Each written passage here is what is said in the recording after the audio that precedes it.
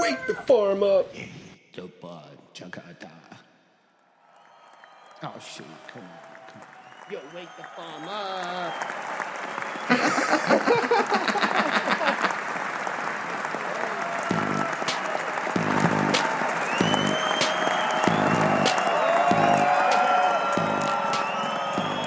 Yeah, come on, what's up?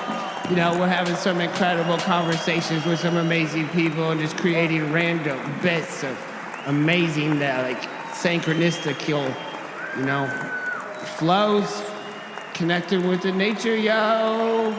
Connect up with it. Tell us what you think it's got to say through you. What's it coming through? What's coming through today? What's fresh? That's what we's in it again. Come on. That's just beautiful. Oh, thanks. Yes, exactly. So yeah, I think this alien's on the lookout for something, and yeah, inquisitive would definitely be the word I was looking for. Inquisitive aliens. Yeah, I'm glad we probed into that. We did probe into it. We went the back door. It's a study for the notes. Let's let it go. Let's drift for the rainbow and taste the different flavors of the sun and life, and taste the different flavors. You should just let it go. Let your mind drift free. Here we go. Yeah, you should taste the flavors of the rainbow. Taste those flavors of a rainbow. Let's taste the flavors. Taste the flavors of the rainbow. Yeah, you should let it go. Let your freedom, let your mind, let your ego go. All right, we're back down here in Material Medica.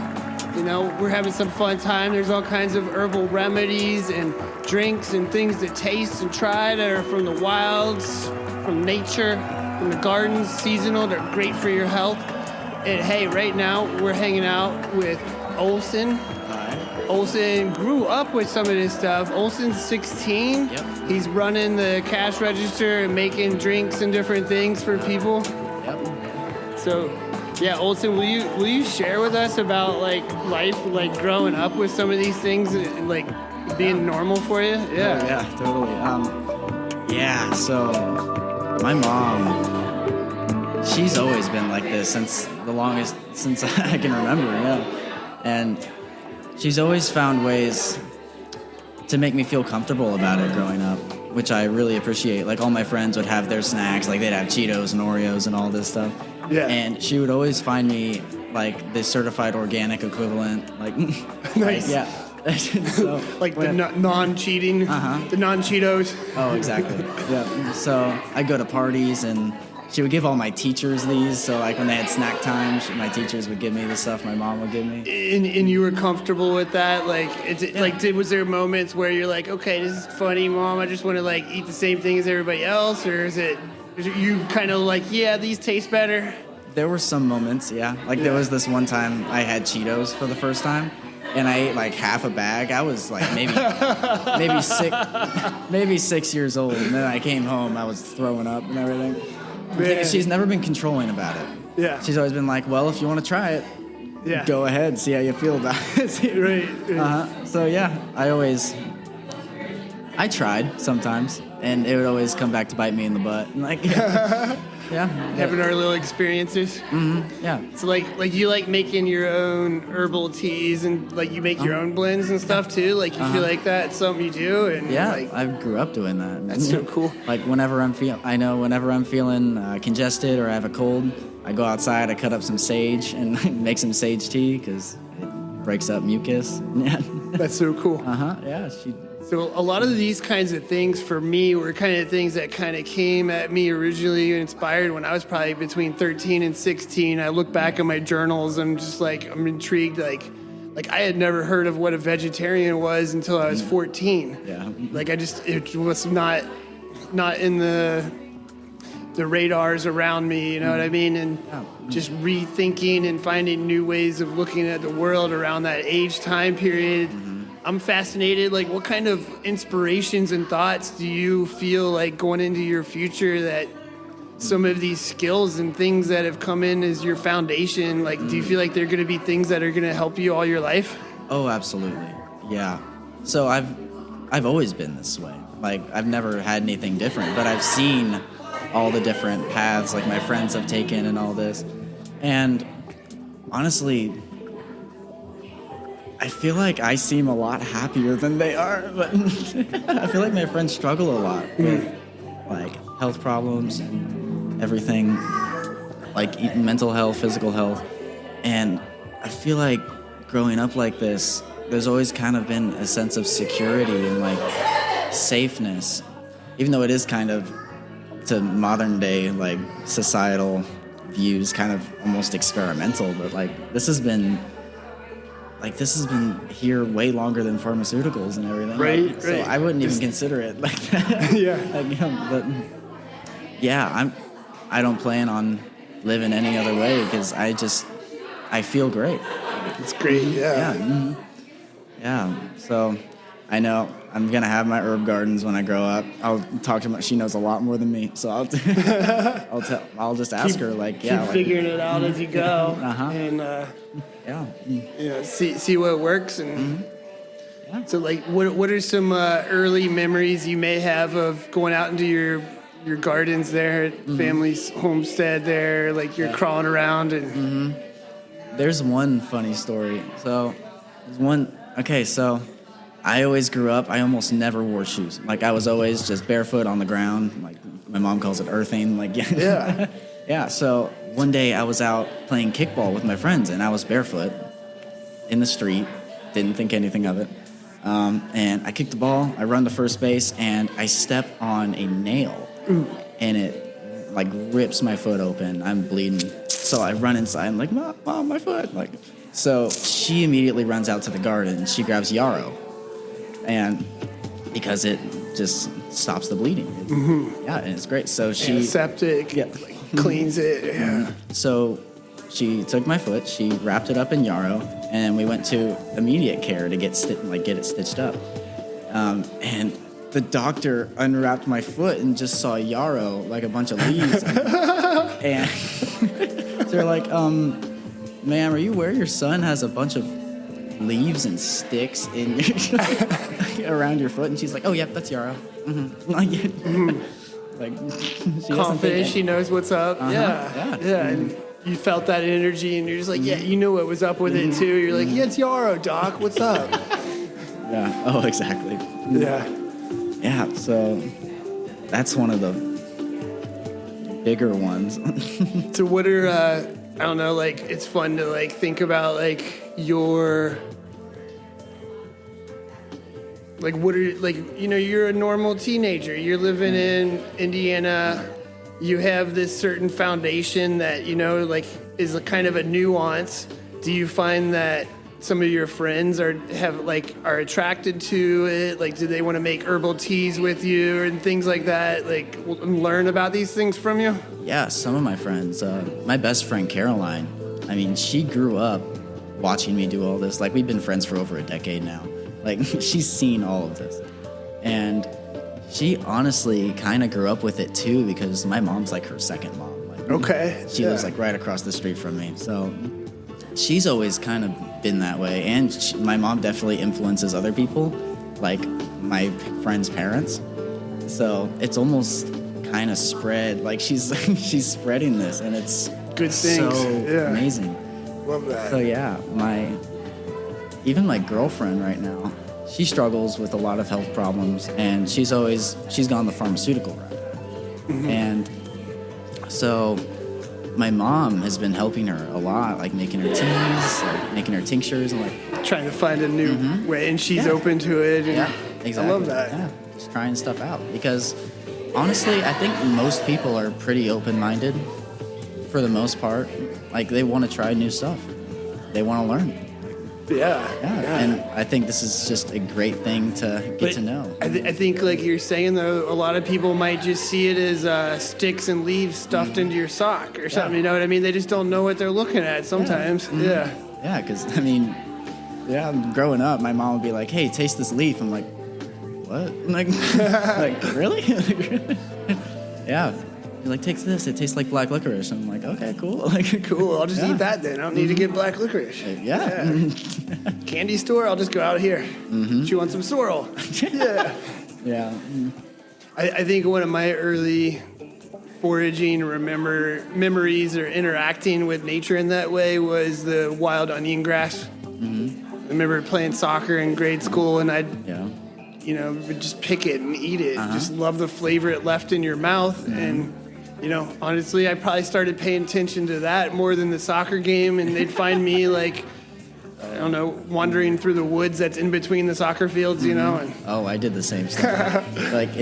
I grew up playing Little League baseball, and my dad coached me, and he would always see me just like running off, and I would go pick pineapple weed and just eat it. Because pineapple weed is always on baseball fields for some reason. I don't know. My mom could probably tell you, yeah. So I would just run out, get some pineapple weed, and run back and wanted a snack. That's so cool. So thanks for sharing some of your story. I know you're trying to work over here too, serving all this wonderful stuff. Maybe before you go, I'd love to hear if you have anything that you want to share with people of your generation who are interested in trying to learn more about this, like, what you might suggest to them. And then maybe like a quick, like, what's your favorite thing you're serving up here at the Wildfood Raw Bar here? Yeah. For people my age, I would just please be open-minded. Like, there's simple things. You can just get an app. Just like go take a picture of a plant, and it'll tell you what it is, all the information about it. Like, just interesting stuff. Yeah. Cool. And I mean, of course, Material Medica in downtown Greenwood. Super fun. You can get all your coffees, teas, scones. So much fun. And the Spice Bush chai right now is my favorite thing. It just tastes like fall. Yeah. I'm gonna have to try that one next break. Spice Bush chai. Love that. Yeah, it's solid. Taste of the eastern hardwood forest in there. Wow. Cool. Well, thank you so much. Appreciate you. Yeah, totally. I'll give you a round of applause for Wake the farm up. Yeah. Cheers. We'll keep in touch. Here's a couple of. You're grabbing some of those. All right, we got some eager guests that are popping in here. We're about to get some serious flows, and we're gonna have some serious fun. We're boop boop boop. Yeah. Checking in with our hostess with the mostest. Well, you're the hostess. With the most. Oh, you think I look like I'm a hostess? A host? Yeah. I guess a host. No, I can identify with either. It's cool. That's cool. I'm exactly. hosty. I'm hosty. So I'm super excited about this because Greg has done all kinds of amazing things, and now he's just really angry. But his anger is fueling him. Angry. His passion. And then Johnathan has become one of my most favorite people on the planet. And so I will let him tell you all about what he does. And I always have to say that I love the fact that a dietitian who lives in our world went foraging to learn about wild foods. Yeah. They don't do that. I mean, they should, though, right? They I mean, like, we'll get into the They shoulds. should. I don't want to should on anybody, but I think it would be highly That's what I recommended. say. I love the fact that he knows every side of the equation in just mind, body, spirit, and he ate spice bush out of the woods. We always have this That's thing, spicy, straight out of the woods.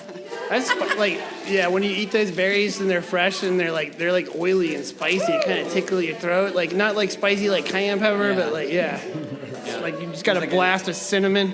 Yeah. All right, so will you gentlemen introduce yourselves and maybe share real quick where people can connect with you, and there'll be some notes in the footnotes too. So I'll pass this around to make sure we got the right, footnotes.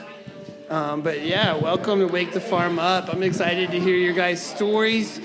We're gonna, probably bounce back and forth between you guys, and I'll probably, tell a little story here and there. I can't help it. I hear myself talk all the time though, so I'm trying to encourage you guys here in this moment. So Okay. Yeah. So, Johnathan, you want to share a little bit about I yourself? can start off. Yep. So my name is Johnathan Isbill. You can find me online with ZigZag Nutrition is my business name. I also run a substack and a podcast myself. So you can find me online. But I'm a holistic health dietitian by trade. I went into education with an interest in food as medicine and trying to understand how to actually help people heal through a natural remedies process and functional medicine, looking at systems biology, and not necessarily just kind of in the Western philosophy. And so then I found natural medicine and functional medicine in other forms. So I work in a few different areas right now between trying to change up some things in healthcare, also running my private practice, and trying to just move the needle forward as far as natural medicine goes. So awesome. Love that. I like that, move the needle forward. Like you got some like internal metrics that help you. Like you got this like little thing like you're cruising and it like goes up to that. I like that.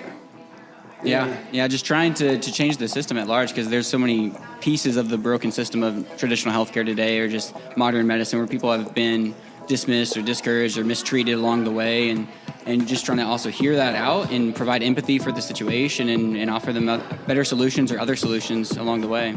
I love that. So when you got involved as a dietitian, were you like, is there, I know I picture dietitians, they usually have some in the hospitals to help people after procedures and different things. Is that like something that you were doing? Is that? Yeah, so I went into my education for nutrition and dietetics because I just really wanted to focus in on food as medicine, because my mom has Crohn's disease. And so if you're familiar with Crohn's disease, it's a gut health issue. So it's an inflammatory bowel disease inside of the gut. And so whenever I was in high school, her health was kind of taking a downturn, and I just became very obsessed in trying to figure out what I could do to help her along her health journey. And so within a short amount of time, I was just learning a lot of things after school in our computer lab, and brought some of those insights home, and she went into remission. So from that point on, I was like, okay, I think I know what I want to do for the rest of my career, because I had firsthand experience with using food as medicine principles and actually helping somebody heal. And so I just went down the educational journey because I thought this is a way to get me a position in healthcare, and I wanted to have more of a transformative change model across the board. And so in traditional dietetics or nutrition and dietetics, a lot of times people will go into a hospital and it's a standard clinical setting, but I was always kind of rooted in functional medicine that learns like more of an in-depth analysis, looking at how the body is completely systemically connected from head to toe, and that everything is actually working together, and communication is a bidirectional path, from your gut to your brain, and looking at the microbiome and things like that. So I always had much more of a holistic perspective. I love that. I love the word diet. I've been exploring that. I saw a Diet Coke commercial or something. And I'm just like, oh yeah, is that a diet? I'm on the Coke diet. Yeah. Or something like, what's going on here? But yeah, that word I feel like has evolved a lot in my lifetime. Like as a dietitian, when you hear somebody say they have a certain diet, like what does that mean now to you? Yeah, I think there's a lot of negativity around that word for sure. A lot of people are pretty sensitive to that word as well, I would say. But a diet is traditionally supposed to just be what we're going to describe as your pattern of eating. So there's the carnivore diet, there's the keto diet, the ketogenic diet, there's the vegetarian diet, things like that, right? So it's just a description on like a weather pattern. It's just the climate of the environment. For how do we assess the situation. And so it's just a pattern that, and my belief and the reason why I named my business ZigZag Nutrition is because I believe that we can adapt and learn along the way, and we're kind of flexible and we can zigzag our way to health and wellness, because we're just trying to adapt, awesome. Right? We're just trying to learn, and I think different patterns can work for different people in different seasons of life. I like that. Yeah. Makes sense. Right on, man. I appreciate it. Yeah. Appreciate you being here. Look forward to where else we go with this. I'm glad to be introduced to a lot of people today.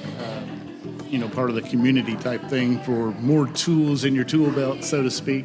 Yeah. But I'm 55, just turned 55, and struggled with my weight my entire life. Back when I was a kid, in off season, I would, get chunky, and during sports and all that type of stuff. Look at you, dude. I wouldn't. Yeah. And during sports, I would slim up, and then in the off season get chunky, and it was just a constant roller coaster, even as a back child. And forth. And it's been the same way through my adult life. And we met Karen, and then was introduced to Dr. Leanne through her holistic chiropractor. And they did a Reboot Your Hormone Challenge. I was there to support my wife, but, I was curious, and we followed it to a T and lost 42 pounds in 1 month. 42 is the answer. So there was something to it, and that was some juicing, and of course, as time goes on, information goes on with 2020, people resorted to the internet because you couldn't really go face to face because of COVID and all that. So place to explore the information that is out there on the internet, if you get good solid information from other people, and then when you hear this other information, no red flags go off, you can grow from that information, more tools in your tool belt, so to speak, and just learn all these things through trial and error, and then eventually you might be able to figure it out. And I think I figured it out for myself. I've been doing healthy ketosis and what healthy ketogenic diet is clean as you clean can be. So all organic, all grass-fed, grass-finished, anything that you put in your mouth whatsoever, you need to make sure that fewest ingredients possible, preferably no label at all. You know what I mean? You don't want to look at a label. But if you do, this one has 3, and the next one next to it has 37, so it's pretty overwhelming. But by staying on this diet, going into a little bit of intermittent fasting and OMAD, 1 meal a day, and allowing the body to not have those toxins put into it so it can get rid of the toxins, it's just been the key for me. 120 pounds in 8 months with nothing but strictly nutrition. So now we're adding exercise, some weight training and things like that because, whatever it is, when you lose muscle as you get older. And where'd my butt go? Apparently my quads ate it, and so I got to put that muscle back on so I can better the quality of life. But as far as anything else goes, man, Energizer Bunny, energy from the time I get out of bed until I eat dinner and sit down at night, and it's over until the next day. But it's sustainable and just absolutely amazing. And one of the interesting things about the ketogenic diet from my background and like the clinical side of things is that the ketogenic diet nowadays is actually being used for a lot of other applications like nutritional psychiatry and mental health and addiction and recovery and all these different areas. And historically, the ketogenic diet was like, oh, no one should ever do it like on their own. You should go into a clinical setting. Like we only use it for kids that have like these like severe seizure issues. And that are like born with seizure disorders, or they develop a seizure disorder. So they used to use the ketogenic diet to help kind of balance that out for kids way back when. That's how it started off. And so nowadays, the ketogenic diet is like a huge swath of the population has tried out exploring things for metabolic health for sure, whether it's, Virta Health that's explored some of those concepts for treating diabetes and reversing diabetes or putting diabetes in, type 2 diabetes in remission. But then also, whenever it comes to like addiction and recovery and mental health side of things, people with ADHD or just mental illness, bipolar disorder, things like that, they can see a lot of symptom relief going through a ketogenic diet because it helps calm down inflammation. It helps the brain get back into using more metabolic flexibility. Autophagy? So there's autophagy as well as part of the process. Yeah, so you're cleaning up all of your dead cells. You're restoring your body to actually be more of a cleaner machine that's working. That's what the autophagy is, process? Yeah, so autophagy is autos meaning self, phagy meaning eating, so it's essentially cleaning up yourself. So imagine a street with houses and townhomes. They don't have dumpsters. They just have to put the trash on the side of the street. Well, autophagy is the dumpster or the trash man coming along and cleaning up the trash, cleaning up the debris, and getting it out so the streets can stay clean. And so whenever you go through a ketogenic diet or you go through some intermittent fasting, your body can go through autophagy and start to clean up some of those things. Yeah, living on the ketones, which is your fat supply, it's an unlimited amount of energy.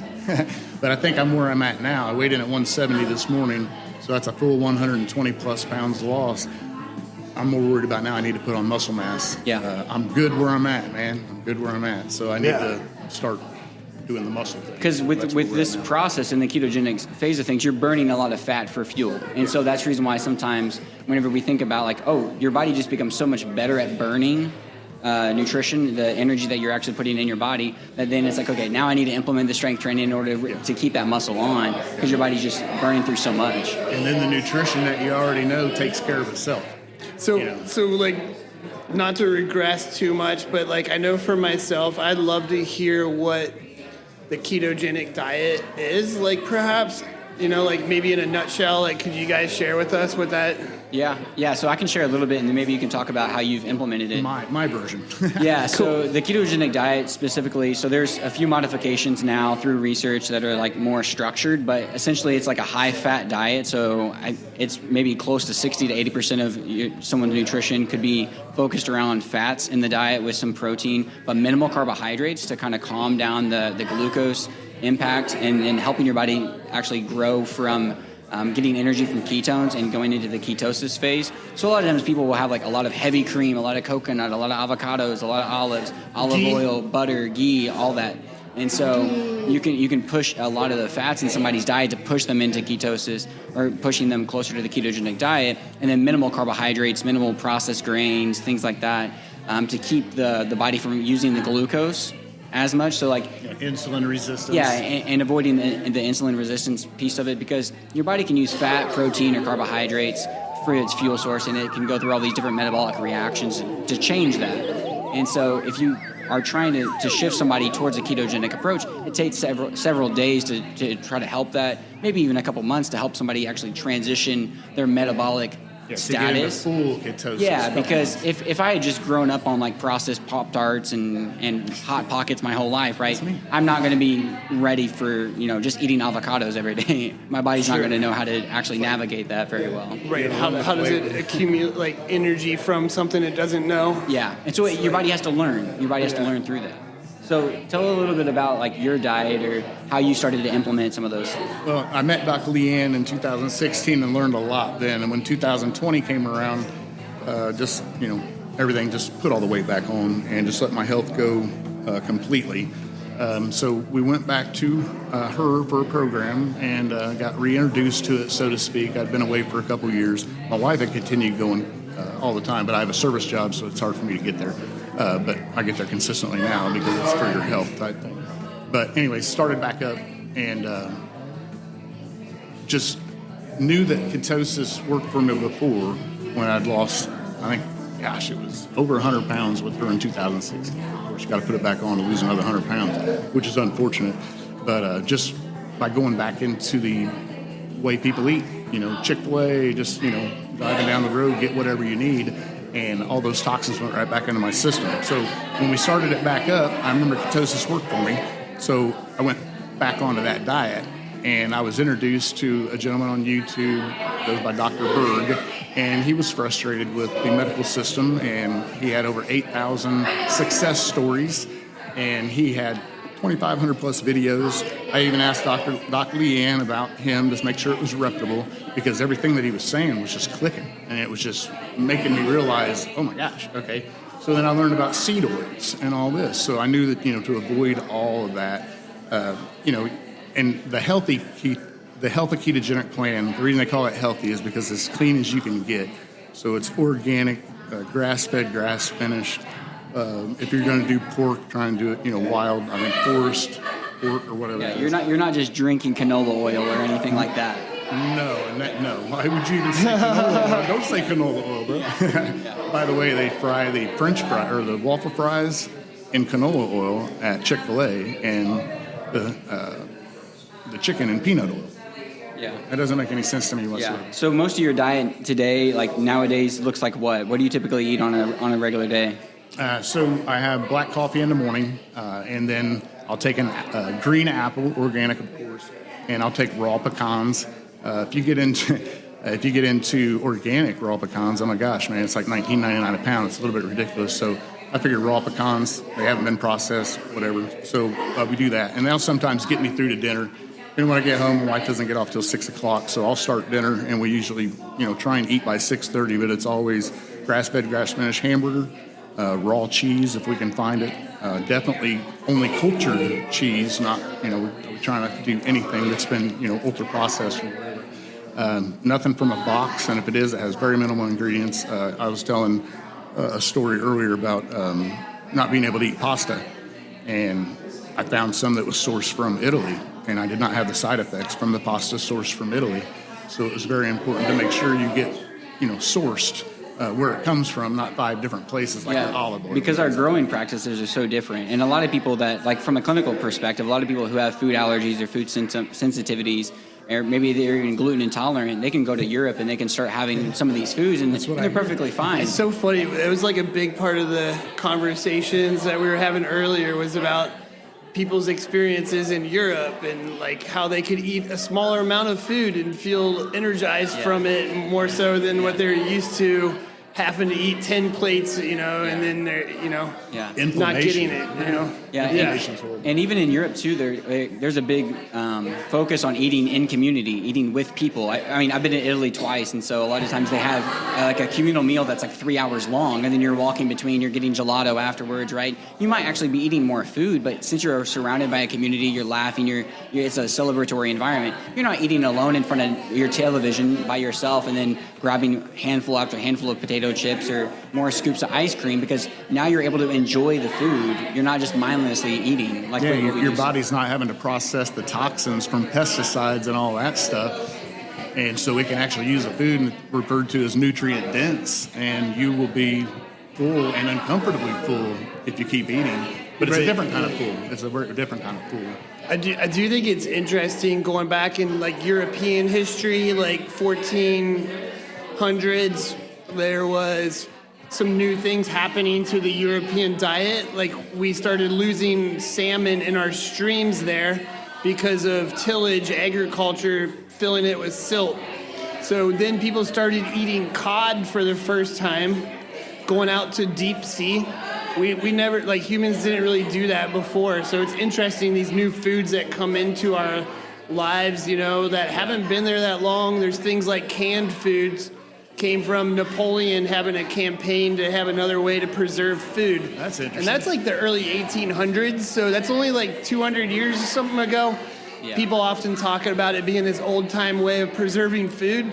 For me, I like to get a little older and like do ferments and dried things. And, they don't take up space in the freezer. I like frozen stuff too, but there's like but the other part about Europe at that time, the people that were the wealthy landowners, they didn't like to call their meats by their names anymore. They wanted to call it venison instead of deer. They wanted to call it beef instead of cow because they wanted to separate themselves. But they also, the wealthy people wanted the processed foods. They wanted the white breads. They wanted, like all these things. Yeah.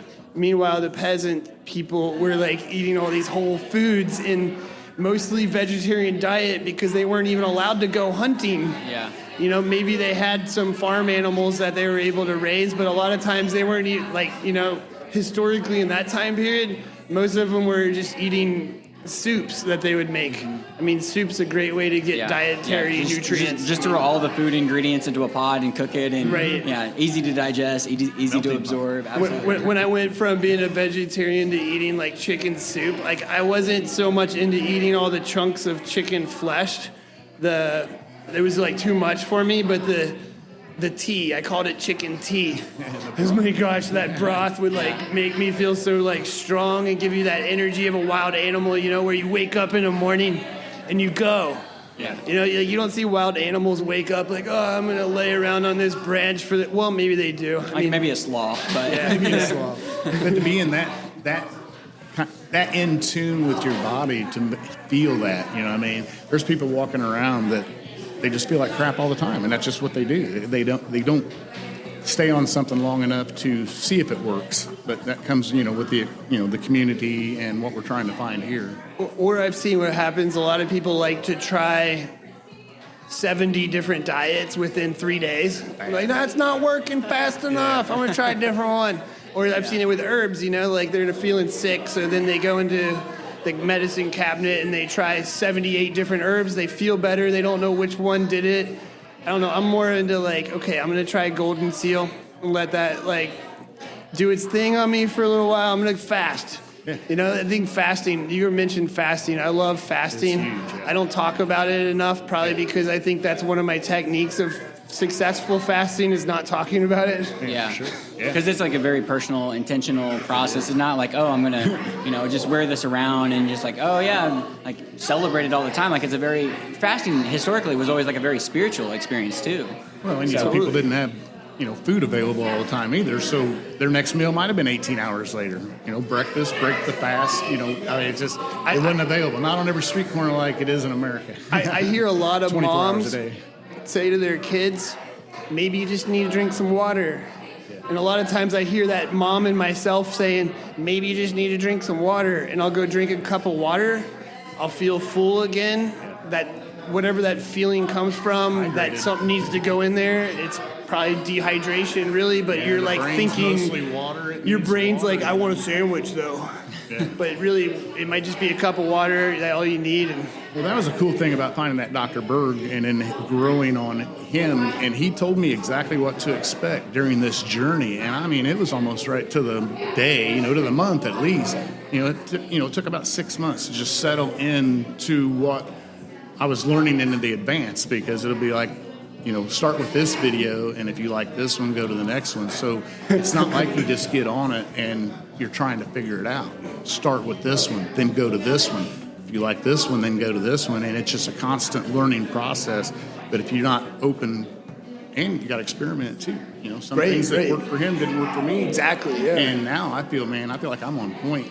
You look great. And I never met you before today. I can't imagine you with an extra 120 pounds other than maybe your wife sitting on your lap. I got some pictures and they're insane. Yeah, and you're talking about fasting, and fasting itself, like whether it's for metabolism or losing weight and things like that. I mean, there's a lot of research in fasting nowadays around cancer treatments as well, and supporting cancer treatments. But even with like a fasting mimicking diet, like there's a lot of research from Walter Longo, I think out of California, where he used like fasting protocols for people with cancer, and either had them like fast during chemo or before chemo, and they had greater benefits after the chemo treatment, to where their body was like stronger and not just stuck with inflammation or processed food, kind of going through their diet all the time. Because historically, even we still do this today a little bit, where it's just like, let's just throw nutrition at them, even if it's just processed Oreos and Pop-Tarts and things like that. And we don't think about things holistically about, are we actually healing the body from the inside out, or are we just throwing calories? Yeah, throwing them around. Yeah, I know one that had me kind of look into what's inside the bottles a little bit more, and what's going on was being diagnosed with ADHD in high school myself, right? And I looked into it, and then I started, they wanted to give me Ritalin, and I went from having a superpower to be able to pay attention to all these things all at the same time to just the bird in the window outside. Everything else was gone. That was what I wanted, was just a bird in the window anyway, so it was cool. But I looked up this company that was making it at the time. The Ritalin company was also owned by the same company that owned Gerber baby food. So when you get into dietary schemes, are they feeding things to babies that help them generate into people that need a drug from the same company later on? Is this some kind of scheme? What's going on? I don't know. It made me question it. Where's the money going, right? A lot of times we think, show me the numbers. Yeah. I think with ADHD too, that's another passion of mine. It's so misunderstood a lot of times, and I've written a lot about it. So if people want to look at other things that I've talked about on this topic, just Google my name and ADHD. I've written a lot of articles on it, but essentially, it is a superpower. There is a superpower behind ADHD, and Dr. Daniel Amen has done a lot of research and brain scans on this as well in his Amen clinics. But there's 6 or 7 different types of ADHD that you can see in just how the brain's neural processing is actually going on. So there's hyperactivity, there's easily distracted, there's different types, and so each one has strengths and weaknesses. Again, back to the diets, different diets have strengths and weaknesses for different people in different seasons. So if somebody has ADHD, if you put them in a classroom, they're typically going to be easily distracted, not able to focus. They might end up causing a little bit more chaos in that classroom, because truly their biology is designed to be a hunter or a gatherer out in the field. You put them in the woods, or you take them into a homeschool environment where they're actually doing more outdoor things. They're at the front of the pack. They're leading everybody else that feels sensitive out being out in the woods and getting their feet dirty, but they're the ones climbing the trees and leading people. Grounding, not even knowing it. Yeah, foraging and all these things. Yeah, you give them a high five and you get grounded from them. It's like they say a lot of our dogs and cats are what are helping people ground right now. Because their dog's walking around grounding itself, and then you go pet your dog and you feel grounded. Oh, is that why? And it's like this conduit, when you start taking your own shoes off, maybe the dog will come up and ground off of you too. Who knows? Yeah, that's interesting. Yeah. But that's, I think, just with this whole, like the ADD, like this, sorry, let's go ride bikes. I'm ADD in here for you guys, sorry. I was going to ask about red dyes as well. I don't know if you have an opinion on that, but. Yeah, red dyes for sure. So I've actually had a family that I was working with a 2-year-old, 2 to 3, 4-year-old timeline, and they just were dealing with a lot of things, some behavioral symptoms where there was some regression. They weren't like meeting the mark. Like by age 2, your child usually is able to do this. By age 3, your child's usually able to do that. And so they're like, okay, let's just talk to Johnathan and see what these things look like. And they just took out red dye, and they said the kid was acting different in 2 weeks. And we've known this for so many years. It's just that the food companies and the whatever Red Dye 40 company is behind the scenes, lobby and push so much money to keep it in the food system, because then it's just, we don't want change and whatnot. But like we've known for many, many decades now, there's research that there were doctors and research trying to explore this years ago, where all of the parents said, my child's behavior is better. But not all of them, I'm exaggerating. But a lot of the parents said, sure, my children's behavior is better. And then they would tell the story as if it was a placebo effect. Just because we did this study and now you're thinking that your child's behavior is better. But so many people, at the end of the day, research is valid, can be valid, and has some potential to help us, but also we can learn from our own experience. We can have anecdotal experiences that are giving us research data points, and working with so many people. You can say, here's the trend, here's the pattern. That's true science, in my opinion. Yeah, what's coming out now. Yeah. If you walk outside and it's raining, you can learn that you don't need that you need to grab an umbrella rather than like doing some research behind the scenes. Right. Like, is it really raining? Is this a conspiracy? Yeah. And everybody's different. So like red dye, one student or one child, it might take them 2 weeks to notice a symptom change. It might take another one 4 months. And these companies like Fruit Loops, they send the same packaged material up to Canada with natural dyes, beet juice, whatever. And then the same packaging company packages for kids in the United States bright colors to attract them. Red dye, all these, Yeah, so many of our food ingredients are banned in other countries. It's kind of wild. And in the last few years, we've seen a lot of discussion on this at the federal level. And they said 10,000 chemicals in American food and only 400 in Canada. And I don't know about Europe, but in Canada, that's 9,600 additives. Why? Yeah. I mean, honestly, like if you dug into it, probably a lot of those are waste products from some other industry, and they need an outlet for somewhere. And they said cellulose is actually sawdust. It's a filler. And I looked it up, and sure enough, I saw the process. It's disgusting. And they put it in food to give it a filler. And it's called cellulose, so look at your labels, man. I totally agree. Like, that's gross and it's weird. Like, I probably would eat sawdust if I was making it myself and I knew the tree and which nutrients were coming out of it. But they're not telling us that. No. And there's 70 different names for sugar? Oh, yeah. And that's one of my few allergies, honestly, is beets, which is a strange one when you're hanging out with raw food people that are juicing and stuff. And you're like, it's got beets in it. Like the prepackaged salad mixes have chard in it, which is in the same family, and it does the same weird throat tickle in my back of my throat. That's interesting. Yeah. And I have picked up on that. A lot of the sugar in the United States is produced by sugar beets. Yeah. And so that's why I probably have had some reactions to some sugary things. We're transitioning a little bit. We're trying. Yeah. We're trying to have more natural options there, for sure. Sugar cane, I have no problem with. I mean, I say I have no problem with. Yeah, I like it, but you got to keep it in check too. It's still sugar. Yeah. And that was what I found, that the body, if you feed it sugar, it'll feed off the glucose until the glucose is no more, and then it'll go to your fat supply. But if you're constantly feeding it this stuff, and you're constantly giving it glucose supply, insulin resistance, whatever, you can eat all you want, and it's amazing how that works. We were talking about Europe a little bit earlier. I became really fascinated with Italy's historical culture around the slow food movement, because just sourcing things from local produce and having local farmers and having a slow process rather than a very fast transactional instant gratification process like we have in America, where we're shipping food all around the world. It just seems so inefficient and ineffective and poor quality, lower nutrients. Whereas in Italy, with the slow food movement, just so much more grassroots efforts with local communities, and food to them, and food sovereignty is a big thing there, where getting people the resources on their property, making sure that that's still held sacred to them. Like even whenever Starbucks was trying to go into Italy, they were like putting up a giant fuss because they didn't want a Starbucks there, right? Because it's slowly degrading. It's a slow fade of that historical sacred relationship for them. The Western diet is creeping in. Yeah. It's like that boxed foods and packaged shipped around. Yes. Like even just look like being a person that looks at land a lot and how people manage it and observe it, like to see these like big steel buildings that inside of it are full of pigs or chickens.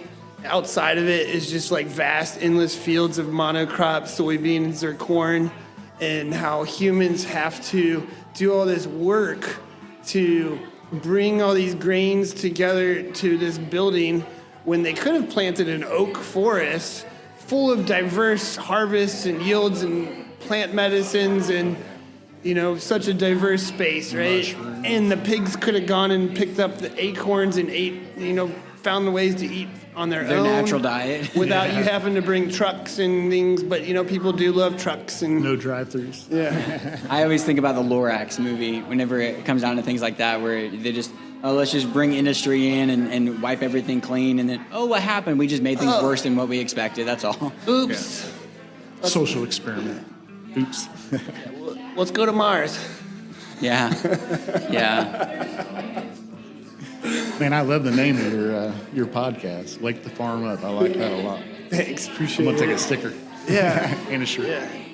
So I'm giving the stickers out for free today. I usually sell them for $500. I'm trying to encourage people to spend, what their savings are on the Materia Medica spot here. Yeah. For sure. That's good. That's good. Yeah. So how long have you been doing this? Yeah.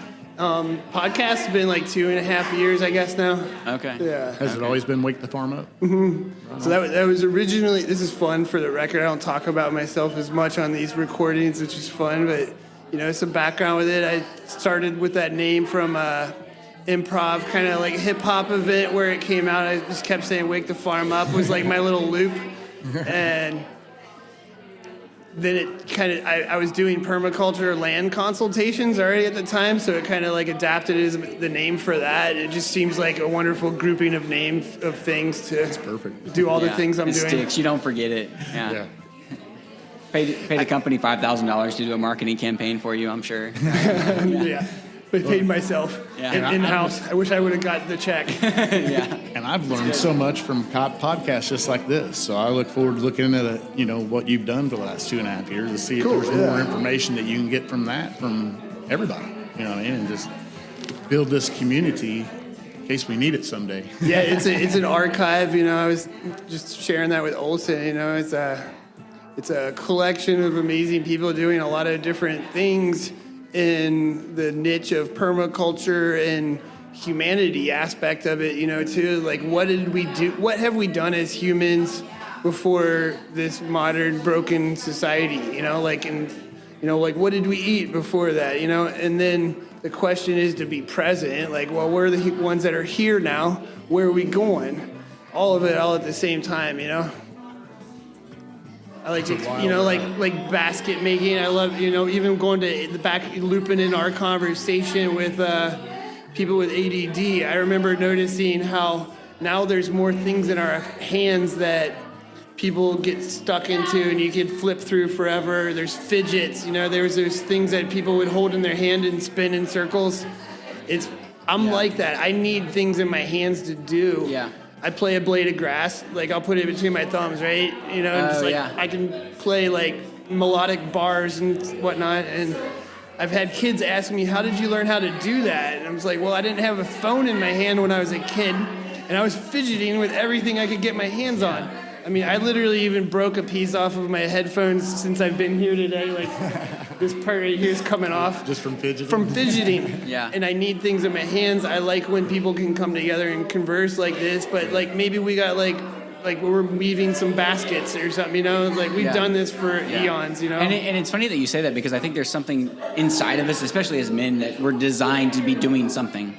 Like, an idle mind is not a good thing for most men, and having the chance to go outside, having the chance to put your hands into work, even your brain into something that's working, that's moving, having the chance to do that versus kind of just feeling like you're stuck sitting still in a classroom setting. Right. It's not necessarily the greatest design to your biology for you to be trying to do that for like the first 12 to 15 years of your educational career, versus going outside fidgeting, but you're learning, innovating, you're trying new things, you're seeing what you like, what you don't like. Oh my gosh, like understanding the material of the earth around you, like you can study ethnobotany in a classroom for 10 years. You could study it in the forest while fidgeting and like understand what bending willow feels like through the different times of the year. Sometimes of the year it snaps, sometimes it bends easy. You know, you can tell when certain barks are gonna slip off the tree and when they're not, when the sap's flowing. You know, there's so many different textures and like nettles, like making them into nets. I've never done it, but I've fidgeted with the fiber and I've made cordage, you know what I mean? Like to have that time to sit down and fidget, talk with your community, and at the end of it, you made your own fishing net or something, you know? It's fascinating to me, really. Yeah, that's great. So Johnathan, you were sharing you have a podcast as well, too. I'd be curious to check that out. Yeah, so everything online is ZigZag Nutrition. So I launched it on Substack during the pandemic because everything else was challenged to actually have like freedom of speech, it seemed like. So Substack and Rumble and X now, previously Twitter, all became like freedom of speech platforms. So I started on Substack just to have a chance to have open discussions about things, whether it's talking about medications or where those medications came from and side effects or things like that. And so fascinating. Yeah. Cool. Yeah, go check that out, people. It sounds like a good dive. Yeah, thank you. Yeah. It's got to be a good outlet, a podcast, right? So maybe that's what I need. Yeah, maybe you do. Yeah. Maybe somebody will listen. I, over the 2.5 years, I've probably had like 11 people after doing a recording with me tell me they want to start a podcast, and I just try to encourage it. You know, really, it's there's a lot people have to share, and if you feel called to do something, you know, and Amen. I can't say all of those people actually hit the button and went and did it. Right. My secret trick to starting it, I went to the internet and I typed in, what's the first thing you need to do to start a podcast? And the answer, I got lucky. It popped up and said, you'd start a podcast. It said, do it. That's interesting. And that's the biggest step. You got to start, exactly. Exactly. So I got a service job, and I drive all around the state, right, working on stuff. And I listen to YouTube music, and when I put on YouTube, you know, it just takes off and goes. What are you looking at? I'm sorry.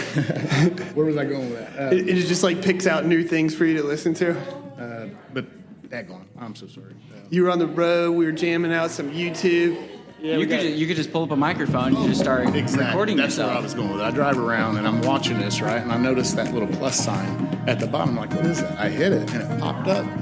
And it said I could record for 15 seconds. I said, this is a short. And then I hit it and it said I could do 60 seconds. So I started ranting.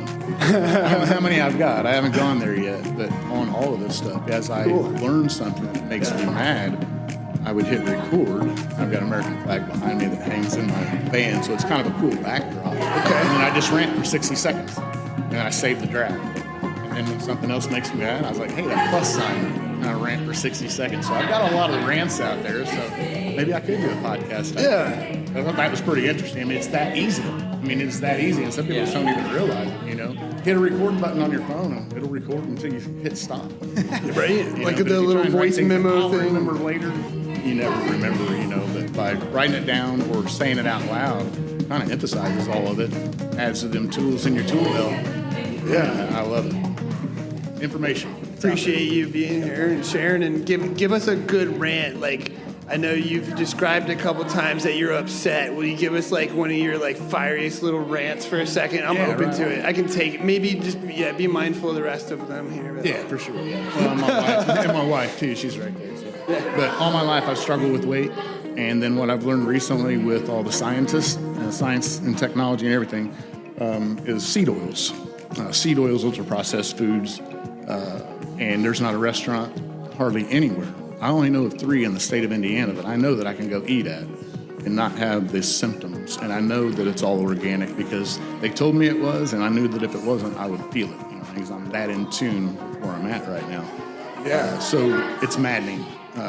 JFK sensitivity is tough sometimes. It is so maddening. You know, the 10,000 chemicals in ours, and you know, or 9,600, whatever. Only 400 allowed over there, and the same companies are packaging stuff for our kids with all these dyes and everything, so it's all bright and everything. And the same things being shipped up to Canada, Fruit Loops, for example. It's maddening. And then going over to Europe and being able to eat and not have the symptoms that we have here, and it's 100% the food supply. And when you go down the rabbit hole, you'll get mad too.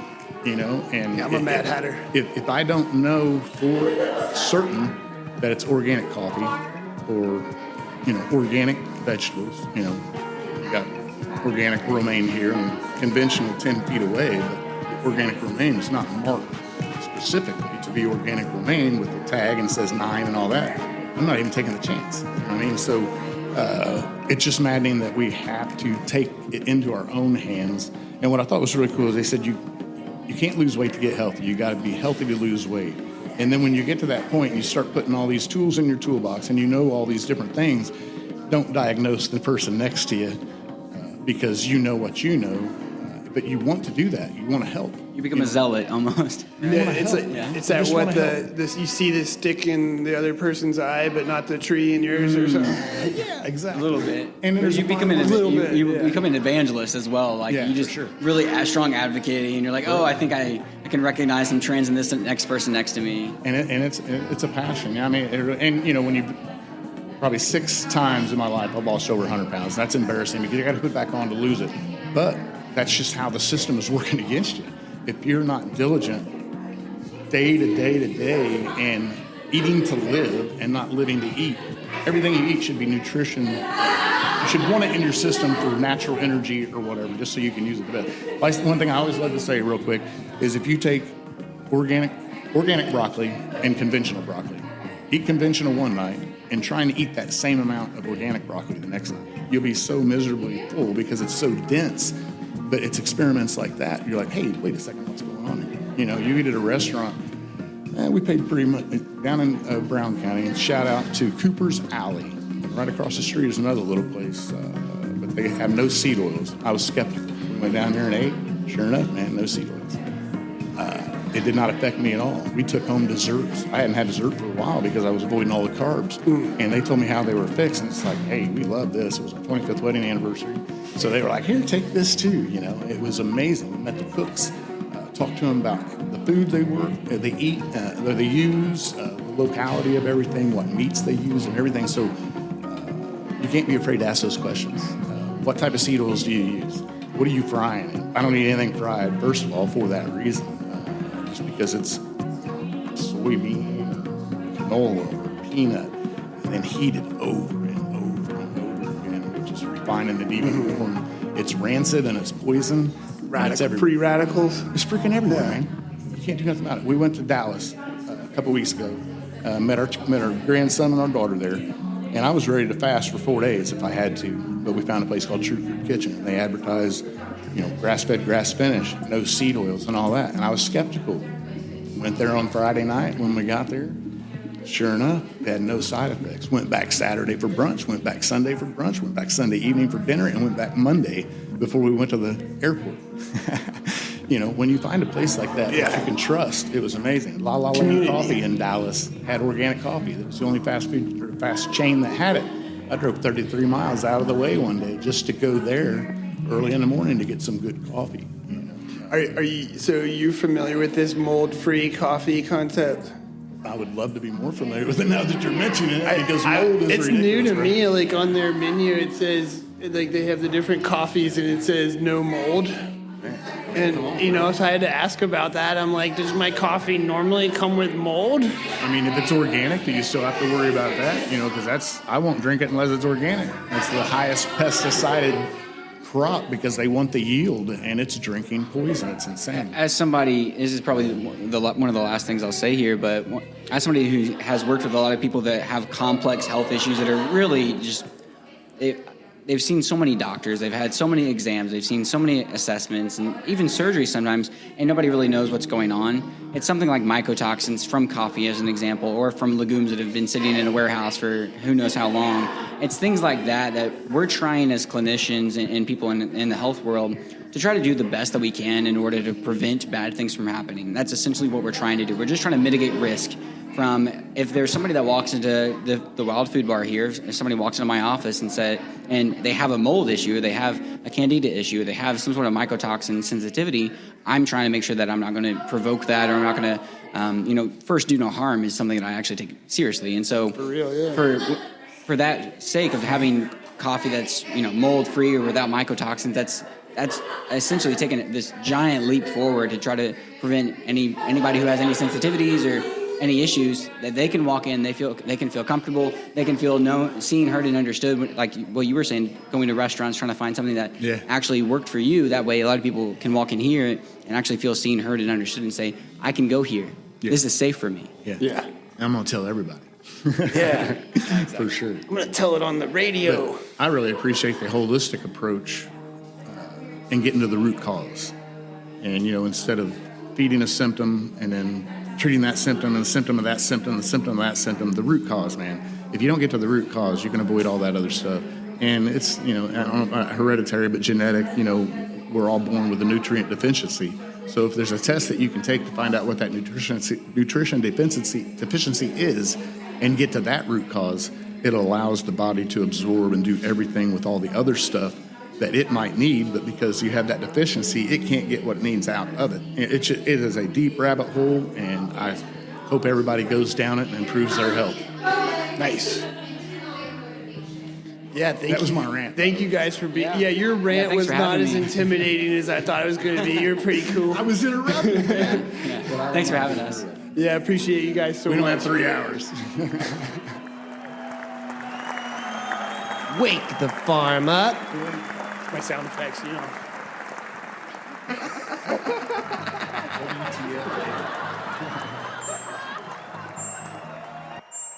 Soon the wheel of karma will bring the warlords to their knees. Let's move the world forward in a positive way. A peaceful revolution so our children can still play.